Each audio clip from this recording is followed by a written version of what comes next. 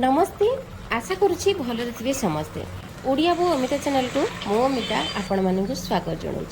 आम घरे केमी गड़िश माछ झोल तरकारी बना जाए आंबुल सोरिष आलू दे तो सेमती रेसिपीटी मुझे नहीं आसी।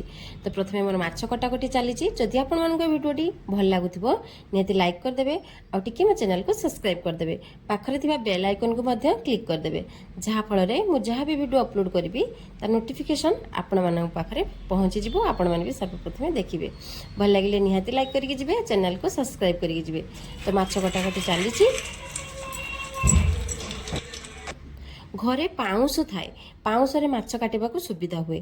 पाउंस तो नहीं सेमिति माछ काटुथिली आ माछ खसुरुथिला जहाँ जेमिति हो माछ कटा सरिला। एबे माछ धोई देली सेथिरे लूण हळदी आउ टिके लंका गुंड पकेबी। लंका गुंड एइथ पई पकेबी जे देसी माछ बास्ना हबनी। तो चलंतु लूण हळदी भी गोळा हे गला माछ एबे भाजी नबा।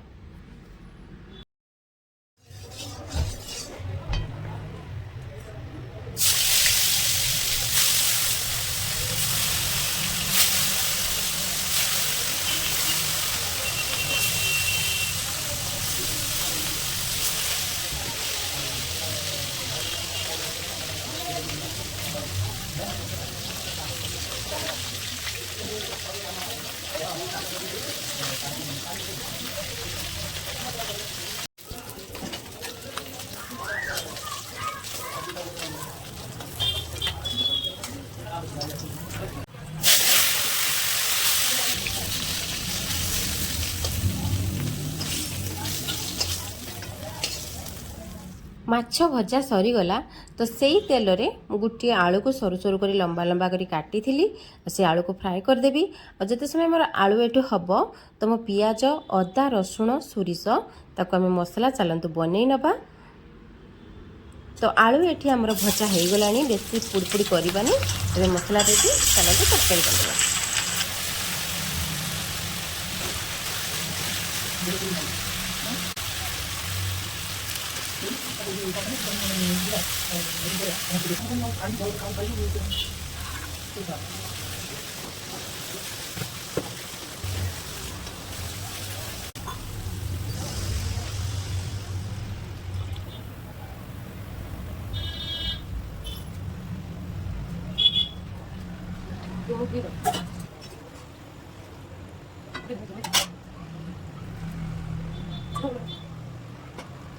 आम घरे एमती भाव में गड़िश माछ झोल बना जाए।